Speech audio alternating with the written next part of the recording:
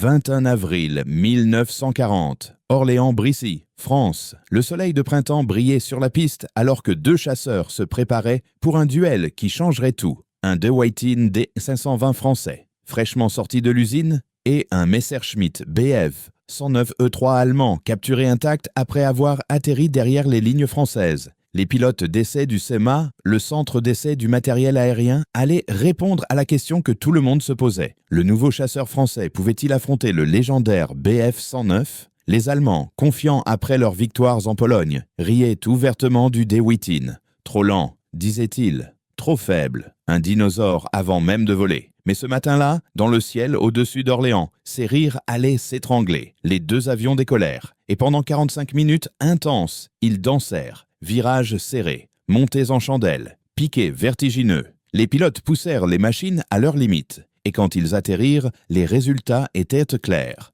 Le Bf 109 était plus rapide, 32 km à l'heure de plus. Mais le De Wuyten tournait mieux, beaucoup mieux. Dans un combat tournoyant, le chasseur français dominait. Le rapport fut classé confidentiel, mais les pilotes français qui le lurent sourirent. Ils avaient une arme, une vraie arme, pas une relique, pas un désespoir, mais un chasseur moderne capable de battre le meilleur de la Luftwaffe.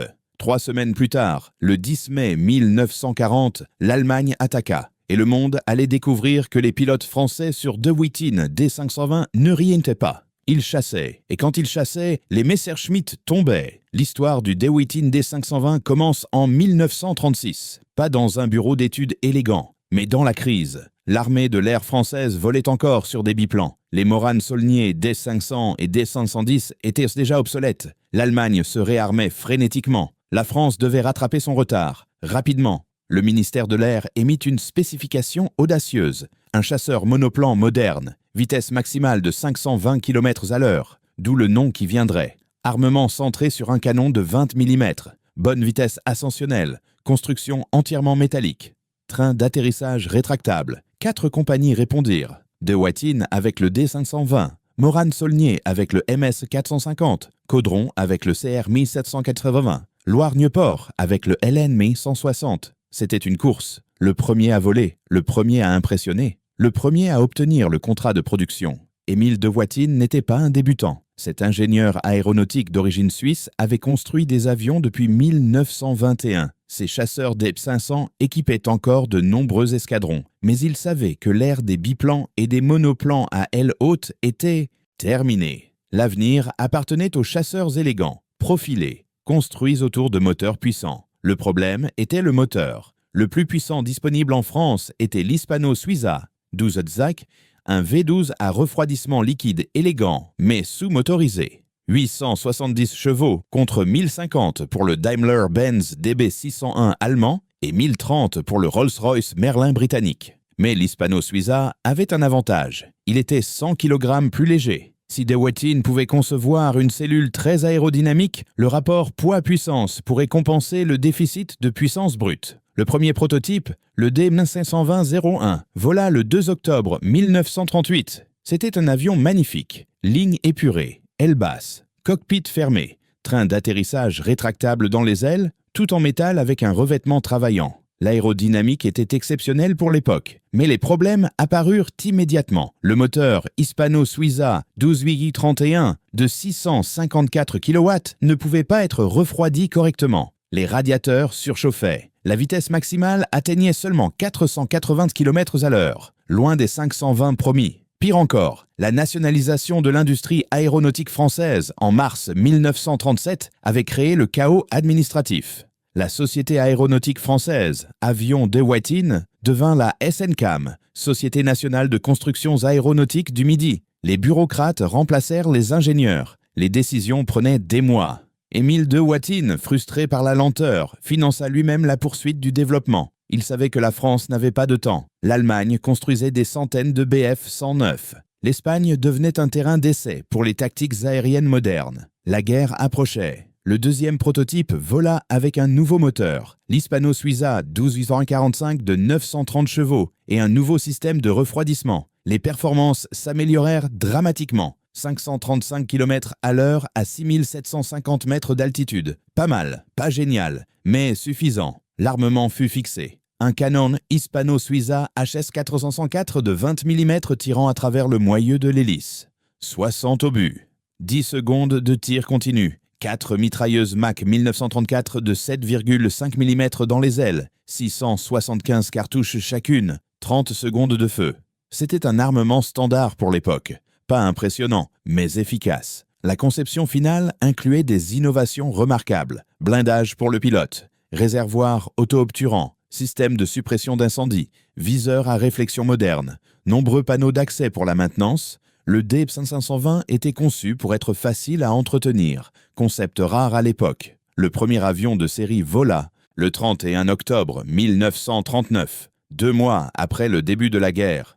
Trop tard, beaucoup trop tard, mais au moins, il volait. La production commença lentement, tragiquement lentement. Sur 44 D-520 prévus fin 1939, seulement 13 furent produits. Les problèmes étaient partout. Pénurie de matériaux, goulot d'étranglement dans les sous-traitants, main-d'œuvre insuffisante, bureaucratie étouffante. Chaque D-520 nécessitait 7 à 8 000 heures de travail, comparé à 4 500 pour un Bf-109, mais seulement comparé à 17 000 pour le Morane-Saulnier MS-406. Le D-520 était relativement efficace à construire. Le problème était l'échelle. Le rythme s'accéléra lentement. 15 avions en décembre, 30 en janvier, 45 en mars, 100 en mai 1940, 10 par jour en juin au pic de production. Mais c'était trop peu, trop tard. Le 10 mai 1940, quand l'Allemagne attaqua, l'armée de l'air disposait de 75 D-120 opérationnels sur 228 construits. Les autres étaient retournés en usine pour modification. Seul le groupe de chasse I-3 était entièrement équipé. 36 avions, un seul groupe. Pendant ce temps, la Luftwaffe alignait 1050 Bf-109 prêts au combat. Le ratio était écrasant. Mais les pilotes français du GC-I-3 étaient confiants. Ils avaient enfin un chasseur moderne. Ils avaient vu les rapports d'essai. Ils savaient que leur avion pouvait se battre. Le groupe de chasse I-3 était basé à Cannes-Mandelieu. Leur mission, défendre le sud-est de la France. Le 13 mai, 3 jours après l'attaque allemande, ils reçurent l'ordre d'intercepter des avions ennemis au-dessus de la Meuse. Le lieutenant Pierre Boyau mena la première patrouille. 4 D-1520 contre l'armada allemande. Les chances étaient terribles, mais Boyau n'hésita pas. À 10 h du matin, ils rencontrèrent 3 Henschel HS-126, des avions de reconnaissance allemands lents et vulnérables. Les D-520 piquèrent, les canons tonnèrent. Les 3 H-126 tombèrent en flammes. Première victoire pour le De Wittin.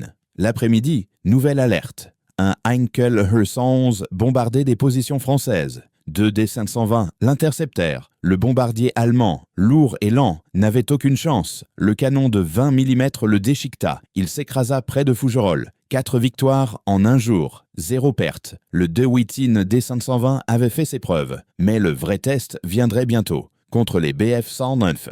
Le 14 mai, le lieutenant Michel Madon du GCI-3 rencontra un Messerschmitt Bf-109 au-dessus de Sedan. C'était le moment. Le duel que tout le monde attendait. Madon manœuvra prudemment. Il se souvenait des essais d'Orléans. Le 109 était plus rapide. Ne pas laisser de distance. Rester serré. Utiliser la manœuvrabilité. Les 2 avions tournèrent. Et tournèrent encore. Le Bf-109 tentait de grimper pour utiliser son avantage de vitesse. Mais Madon collait. Le D-520 montait presque aussi vite. Et dans les virages, il dominait clairement. Après 4 minutes de combat tournoyant, Madon réussit à positionner son chasseur derrière le 109. Une rafale de 2 secondes. Le canon de 21 mm frappa l'aile du Messerschmitt. Des flammes jaillirent. Le pilote allemand sauta en parachute. Première victoire d'un D-520 contre un Bf-109.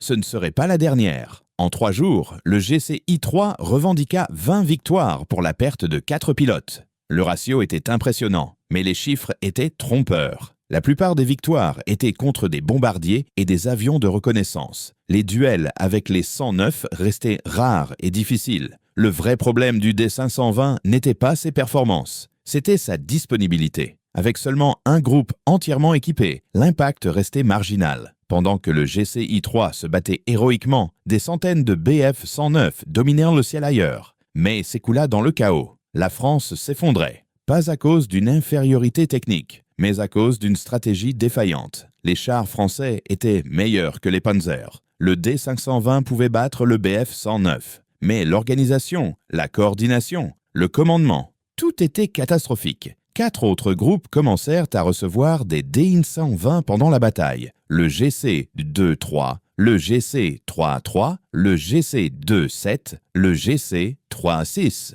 3 escadrilles de l'aéronautique navale. Mais la conversion en pleine bataille était un cauchemar. Les pilotes avaient besoin de temps pour maîtriser le nouvel avion. Le D-520 n'était pas difficile à voler, mais il avait ses particularités. Le cockpit était très reculé. La visibilité au sol était médiocre. Commun à tous les avions à train classiques, mais particulièrement marqué sur le D-520. Les jeunes pilotes devaient apprendre à compenser. En virage serré, l'avion pouvait décrocher brutalement. Perte temporaire de contrôle, effrayant pour les novices. Mais les pilotes expérimentés apprirent à utiliser ce défaut comme manœuvre d'évitement. Si un ennemi vous suivait de trop près, un décrochage contrôlé pouvait le faire dépasser. Le 1er juin 1940, tout changea. L'Italie déclara la guerre à la France. Mussolini, opportuniste pathétique, voulait sa part du butin. Les bombardiers italiens attaquèrent le sud de la France. Le GC-3-6, basé au Luc-en-Provence, reçut l'ordre de défendre Marseille et Toulon. L'escadron venait juste de recevoir ses premiers D-1520. Les pilotes avaient à peine 10 heures de vol sur le nouveau type, mais l'ennemi ne ouait pas. Parmi les pilotes du GC-3-6 se trouvait un adjudant-chef de 27 ans, nommé Pierre Le Glohan, breton de Kergrist-Moelou. Pilote naturel, agressif mais calculateur. Il avait déjà 4 victoires confirmées sur Morane-Saulnier, MS-406. Maintenant, il allait écrire son nom dans l'histoire. Le 13 juin, Le Glohan intercepta des bombardiers Fiat BR-20. Ces bimoteurs italiens, lents et mal défendus, étaient des cibles faciles. Il en abattit 2, ses victoires 5 et 6. Statut d'as. Mais ce n'était que le début. Le 15 juin 1940 reste l'un des jours les plus extraordinaires de l'aviation de chasse française. Ce matin-là, des patrouilles du GC-13-6 décollèrent pour protéger l'espace aérien au-dessus de Marseille. Pierre Le Glohan commandait la 5e escadrille. Vers 10 heures, les Français aperçurent une formation de 12 chasseurs Fiat CR-42 italiens, des biplans. Agiles mais obsolètes. Face aux monoplans modernes, ils n'avaient aucune chance. Le Glohan et le capitaine Assolan attaquèrent immédiatement. Le Glohan tira. Un CR-42 explosa. Puis un deuxième. La vitesse et la puissance de feu du D-520 étaient écrasantes. Les biplans italiens virevoltaient désespérément, mais ils ne pouvaient pas échapper. Assolan abattit un 3e CR-42, mais ses mitrailleuses se coincèrent. Il dut se retirer du combat. Le Glohan continuait seul. Un 3e CR-42 tomba sous ses canons, puis un 4e. 5 avions italiens détruits. 7 survivants s'enfuirent en désordre. Le Glohan les laissa partir. Il était à court de munitions. Il mit le cap sur la base. Mais en route vers le Luc, il aperçut une autre formation italienne. Un bombardier Fiat BR-20, escorté par des CR-42. Le Glohan n'hésita pas. Il avait encore quelques obus. Il plongea, tira. Le BR-20 s'embrasa, puis un CR-42, 2 de plus. Et soudain, ses canons étaient vides. Il vira vers la base, l'adrénaline explosant dans ses veines. 5 victoires en 1 heure. 5. L'exploit n'avait pas été accompli par un pilote français depuis René Fonck en 1918. Le Glohan fut immédiatement promu sous-lieutenant. Il était devenu une célébrité nationale. Mais son exploit révélait quelque chose de plus important que la bravoure personnelle. Il révélait que le De-Wittin D-520, entre de bonnes mains, dominait complètement les chasseurs de l'Axe. Les CR-42 n'étaient certes pas des Bf-109, mais l'engagement démontrait la supériorité du monoplan moderne sur les derniers biplans. Et dans les jours suivants, les DI-520 prouveraient qu'ils pouvaient battre n'importe quoi dans le ciel. Le 9 juin, le GC-I-3 protégeait des bombardiers alliés au-dessus de Forges-les-Eaux. Ils rencontrèrent une formation mixte de Bf-109 et Bf-110. La bataille fut féroce, mais quand la fumée se dissipa, les Français revendiquaient 10 victoires pour 2 pertes. Les pilotes français découvraient les forces et faiblesses du D-520. Dans un combat tournoyant prolongé, ils battaient le BF-109. Les commandes étaient plus subtiles, le rayon de virage plus serré. Un pilote déterminé pouvait systématiquement se placer sur la queue d'un 109. Mais le Messerschmitt avait des avantages. Il était plus rapide, 32 km à l'heure de différence. Cela semblait peu, mais dans un combat aérien, c'était décisif. Le pilote de 109 pouvait choisir d'engager ou de fuir. Le pilote de D-520 devait accepter le combat imposé. Le 109 montait aussi légèrement mieux. Pas beaucoup, mais assez pour prendre l'avantage d'altitude dans un engagement prolongé. Et en combat aérien, l'altitude est la vie. Pourtant, les statistiques parlaient clairement. Les 5 groupes équipés de D-1520 revendiquèrent 114 victoires confirmées et 39 probables. Les pertes confirmées incluaient 23 BF-109 et 9 BF-110, contre 85 D-1520 perdus, dont seulement 26 en combat aérien. Le ratio était positif, pas écrasant, mais positif. Dans des conditions d'égalité numérique, le D-520 tenait tête au BF-109. Le problème était que les conditions n'étaient jamais égales. Pour chaque D-520 dans le ciel, la Luftwaffe alignait 10 BF-109.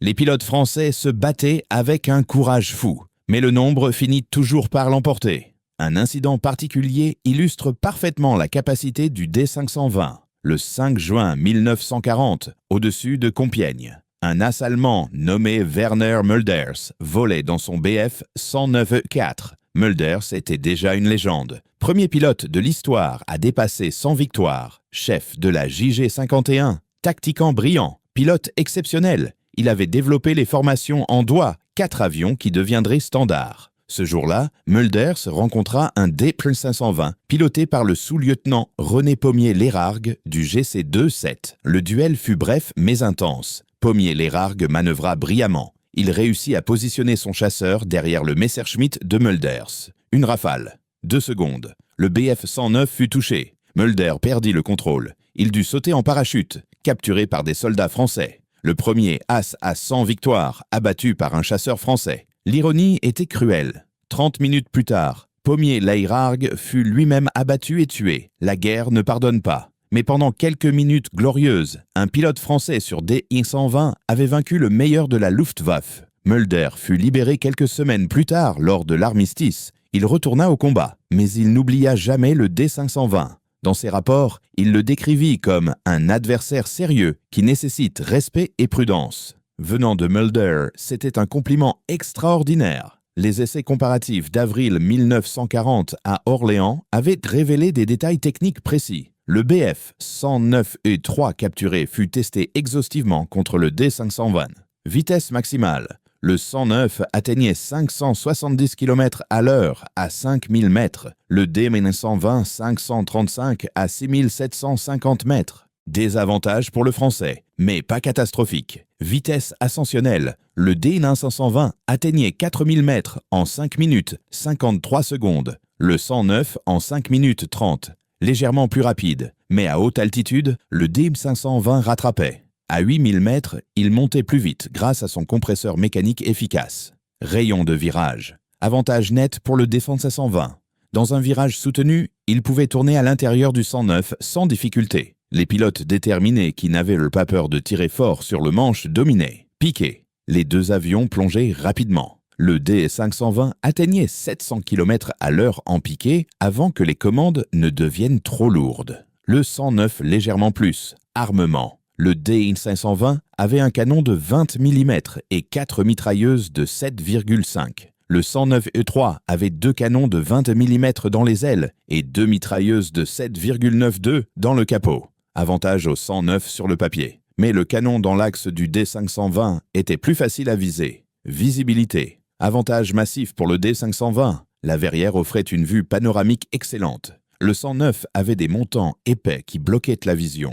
En combat tournoyant, voir l'adversaire est crucial. Résistance aux dommages. Le D-520 était robuste. Réservoir auto-obturant. Blindage pilote. Structure solide. De nombreux D-520 rentrèrent criblés de balles. Le 109 était plus fragile. Son système de refroidissement était vulnérable. La conclusion des essais était claire. Le BF-109 était légèrement supérieur en vitesse et montée. Le D-520 était supérieur en manœuvrabilité et visibilité. Dans un duel entre pilotes de compétences égales, le combat durerait plusieurs minutes avant qu'un avantage décisif émerge. Mais la guerre n'est pas faite de duels chevaleresques. Elle est faite de nombres écrasants et de chaos. Et là, la France perdait catastrophiquement. Le 24 juin 1940, la France signa l'armistice. En 46 jours, elle était tombée. Pas à cause de chars inférieurs. Les chars B-1 étaient meilleurs que les Panzer. Pas à cause d'avions inférieurs. Le D-520 tenait tête au BF-109. La France tomba à cause d'une stratégie défaillante, un commandement hésitant, une coordination inexistante, un moral brisé. Les outils étaient là. L'utilisation fut catastrophique. Au moment de l'armistice, 437 D-1120 avaient été construits, 351 livrés aux unités. Sur ces 351, 85 furent perdus, 26 en combat aérien, 59 à causes diverses, pannes, accidents, destructions au sol. 165 D-520 furent évacués en Afrique du Nord. Les GC I-3, 2-3, 3-3, 3-6 et 2-7 volèrent en Algérie pour éviter la capture. 3 autres s'échappèrent vers l'Angleterre et rejoignirent les forces françaises. Libres, 153. D-1520 restèrent en France métropolitaine. Ils tombèrent aux mains de l'armée d'armistice de Vichy. Et là commence le chapitre le plus étrange de l'histoire du DeWittine. L'armistice autorisait Vichy à maintenir une petite force aérienne. Les D-520 furent répartis entre plusieurs escadrons. Ils continuèrent à voler, à patrouiller. Attendant, en juin 1941, la situation devint bizarre. Les forces britanniques et des forces françaises libres attaquèrent la Syrie et le Liban contrôlé par Vichy. Le GC-3-6, l'ancien escadron de Pierre Le Glohane, fut envoyé défendre les territoires. Le Glohane se retrouva dans l'impensable, combattre contre ses anciens alliés, les Hurricanes britanniques, les mêmes avions qui s'étaient rebattus aux côtés de la France un an plus tôt. Entre le 8 juin et le 9 juillet 1941, le Glohane abattit 6 Hurricanes et un Gloucester Gladiator. 7 victoires contre les Britanniques. Ajoutez à ces 11 victoires contre l'Axe, 18 au total. Il devint le seul pilote de l'histoire à devenir as des deux côtés du même conflit, un honneur qu'il n'avait jamais voulu. Les combats en Syrie révélèrent que le D-520 restait compétitif. Les Hurricanes britanniques étaient des adversaires sérieux, mais dans des conditions égales, les D-120 tenaient de bon. Les pilotes français de Vichy se battaient avec la même compétence que l'année précédente. Le GC-3-6 revendiqua 19 victoires en Syrie, contre 4 pertes au combat. Mais la victoire tactique était vide. Stratégiquement, la France était divisée contre elle-même. Tragédie absolue. Après la Syrie, le GC-3-6 retourna en Afrique du Nord. Le Glohane continua à voler et à entraîner. En novembre 1942, les Alliés lancèrent l'opération Torche, le débarquement en Afrique du Nord. Le mauvais temps empêcha les D-520 de décoller jusqu'après la reddition de Vichy. Quand le ciel se dégagea, la guerre était terminée. Les pilotes de Vichy furent transférés aux forces françaises libres. Une réunification étrange et tendue. Le Glohane devint commandant de la 3e escadrille en août 1943.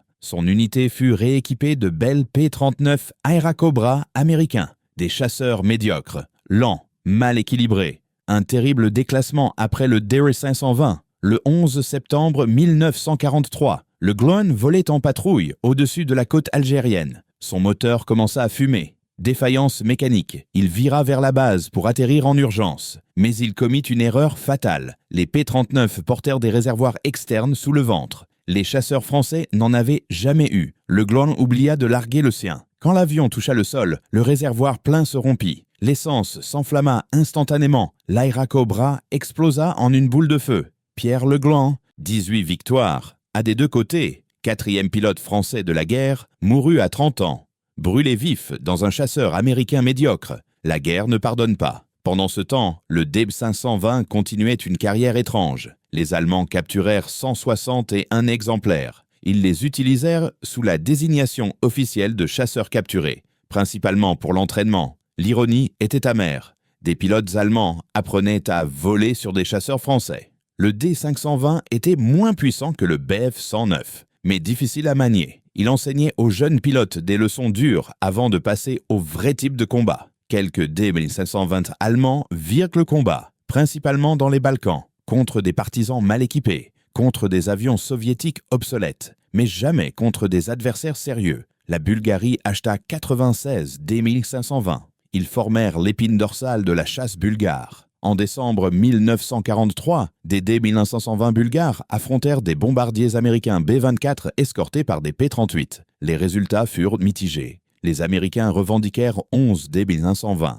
Les archives bulgares confirmèrent seulement une perte. L'Italie captura environ 60 D-1520 après l'armistice. Les pilotes italiens apprécièrent les capacités de l'avion et le canon Hispano-Suiza. Certains furent utilisés pour défendre Turin, d'autres restèrent en France occupés. Le plus étrange était que Vichy fut autorisé à reprendre la production en 1942. Sous contrôle allemand, la SNSAM construisit des D-1520 supplémentaires, pas au rythme de 1940, mais suffisamment pour équiper plusieurs escadrons de Vichy. Ces nouveaux D-520 défendirent l'Afrique du Nord française. Quand les Alliés débarquèrent en novembre 1942, ils rencontrèrent des D-1520 aux couleurs de Vichy. Les combats furent de brefs. Un D-520 fut abattu, 14 victoires américaines revendiquées, mais un seul D-1520 perdu. La surestimation typique du combat aérien. Après Torch, les D-1520 survivants rejoignirent les forces françaises libres. Ils continuèrent à servir pour l'entraînement et les patrouilles côtières. Certains restèrent en service jusqu'en 1944,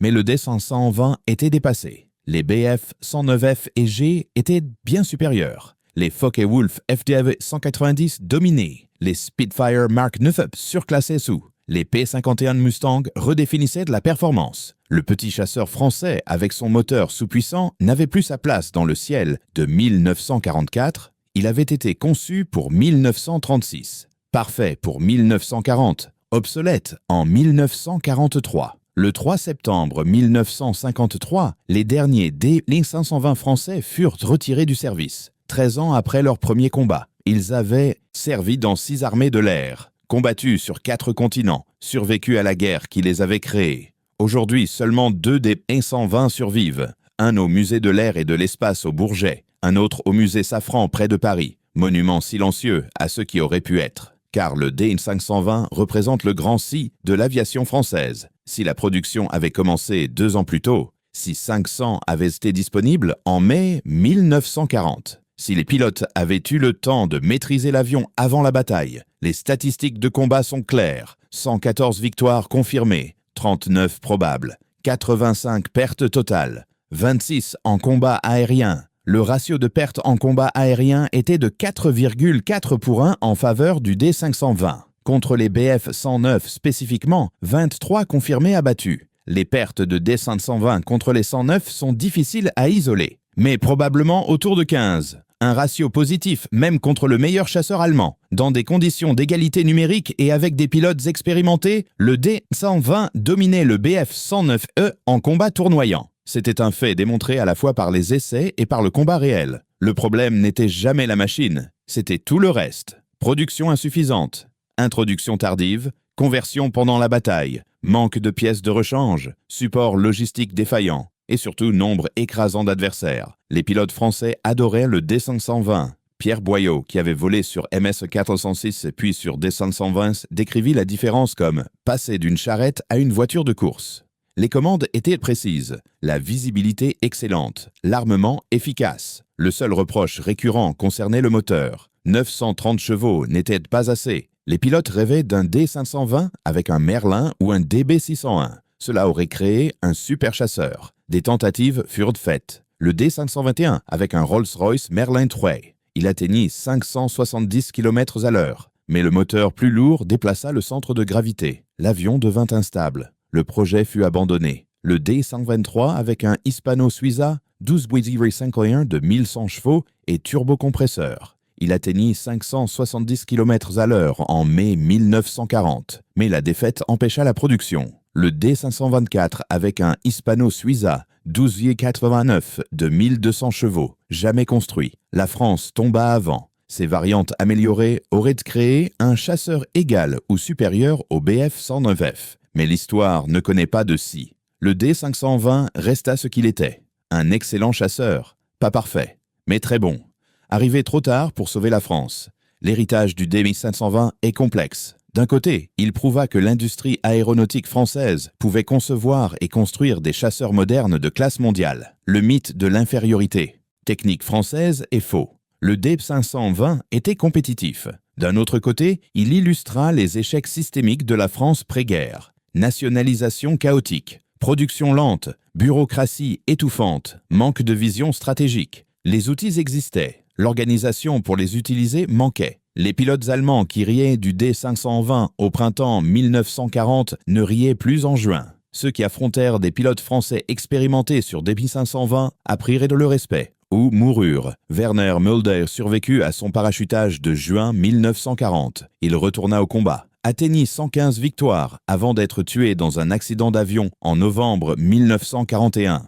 Mais il n'oublia jamais le D-120 qu'il avait abattu. Dans ses mémoires de guerre, publiés après sa mort, Mulder écrivit sur le combat aérien français. Il mentionna spécifiquement le D-520 comme le seul chasseur français vraiment dangereux. Venant de Mulders, c'était un hommage extraordinaire. D'autres Allemands partageaient ce respect. Adolphe Galland, qui commanda la chasse allemande, testa un D-120 capturé en 1941. Son évaluation fut franche. Avec un moteur décent et en nombre suffisant, cet avion aurait changé la bataille de France. Les Britanniques testèrent aussi des D-120. Le capitaine Eric Brown, pilote d'essai légendaire qui vola sur presque tous les avions de la guerre, le décrivit comme une petite brute désagréable. Mais il reconnut sa manœuvrabilité supérieure et son armement efficace. Les Américains, après Torch, évaluèrent plusieurs D-120 capturés. Leur conclusion, comparable au P-40 en performance globale, manœuvrabilité supérieure, moteur sous-puissant, bon chasseur pour 1940, obsolète pour 1943. Cette évaluation résume parfaitement le D-520, un excellent chasseur pour son époque. Mais son époque fut brève. La technologie aéronautique évoluait si rapidement que 2 ans rendaient un avion obsolète. Le Spitfire évita ce destin grâce à une évolution continue. Le Mark Harry de 1940 et le Mark XIV de 1944 partageaient peu de composants. Mais le développement continu garda le Spitfire compétitif. Le Bf-109 connut la même évolution. Le 109IA de 1940 et le 109K de 1944 étaient presque des avions différents. Mais la plateforme de base permit l'amélioration continue. Le D-520 n'eut jamais cette chance. La défaite française stoppa le développement. Les versions améliorées restèrent des prototypes. L'avion resta figé dans sa configuration de 1940. Si la France n'était pas tombée, le développement aurait continué. Le D-523 avec turbocompresseur aurait battu le Bf-109F. Une version avec moteur britannique ou américain aurait dominé. Mais l'histoire ne connaît pas de si. Ce qui reste, c'est le souvenir d'un excellent chasseur utilisé par des pilotes courageux dans une cause perdue. 114 victoires confirmées, 23 Bf-109 abattus, Pierre Le Glohan et ses 5 victoires en 1 heure. René Pommier-Lérargue abattant Werner Mulder. Des moments de gloire dans une mer de défaites. Les Allemands s'étaient moqués du D-Wittin D-520. Trop lent, disait-il. Trop faible. Un dinosaure. Jusqu'à ce qu'ils le rencontrent au combat. Jusqu'à ce que leur Bf-109 tombe sous les canons français. Jusqu'à ce que leur meilleur as saute en parachute après avoir été abattu par un D-520. Après cela, les Allemands ne riaient plus. Après cela, ils savaient. Le D-Wittin D-520 n'était pas un dinosaure. C'était un chasseur moderne, capable, mortel. Entre de bonnes mains, il dominait les Bf-109 en combat rapproché. Le problème n'était jamais l'avion, c'était le nombre. Pour chaque D-520, 10 Bf-109. Les pilotes français se battaient avec un courage désespéré. Mais le nombre finit toujours par l'emporter. Aujourd'hui, au musée de l'Air du Bourget, le D-120 restauré porte les marquages du GC-I-3. Les visiteurs passent, prennent des photos, admirent les lignes élégantes. La plupart ne comprennent pas vraiment ce qu'ils voient. Mais ceux qui connaissent l'histoire voient plus qu'un simple avion. Ils voient le symbole d'une excellence technique gaspillée par une incompétence stratégique. Ils voient le courage de pilotes se battant avec les outils disponibles. Ils voient la tragédie d'une nation possédant tous les éléments de la victoire, sauf l'organisation pour les utiliser. Le capitaine Pierre Boyau, qui vola sur D-120 avec le GC-2-7, survécut à la guerre. Dans une interview de 1985, il résuma parfaitement. Le DF-520 était un merveilleux avion. Nous avions les chars, nous avions les avions. Ce qui nous manquait, c'était le plan et le temps. 70 ans après la bataille de France, des historiens de l'aviation se réunirent à Paris pour discuter des chasseurs de 1940.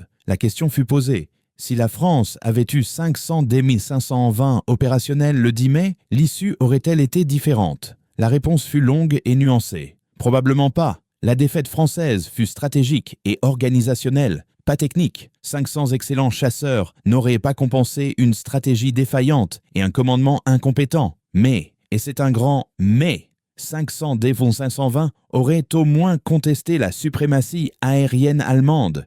Les Stukas auraient en payé un prix terrible. Les bombardiers allemands auraient subi des pertes massives. Les observateurs aériens auraient été chassés du ciel. Sans domination aérienne absolue, le Blitzkrieg aurait été plus difficile. Peut-être pas impossible, mais plus difficile. peut-être assez difficile pour donner aux Alliés le temps de se réorganiser. Nous ne le saurons jamais. L'histoire s'est déroulée comme elle s'est déroulée. La France tomba. Le D-520 arriva trop tard et en trop petit nombre. Les pilotes français se battirent héroïquement et perdirent quand même. Mais leur héritage survit. Chaque fois qu'un historien examine les performances comparées des chasseurs de 1940, chaque fois qu'un passionné d'aviation débat des meilleurs chasseurs, le De Wuyten D-520 est mentionné avec respect. Pas le plus rapide, pas le plus puissant, pas le plus produit, mais un excellent chasseur qui prouva que l'industrie française pouvait rivaliser avec les meilleurs au monde. Un chasseur qui, entre de bonnes mains, dominait les Bf-109 en combat rapproché. Les Allemands s'étaient moqués du De Wuyten D-520.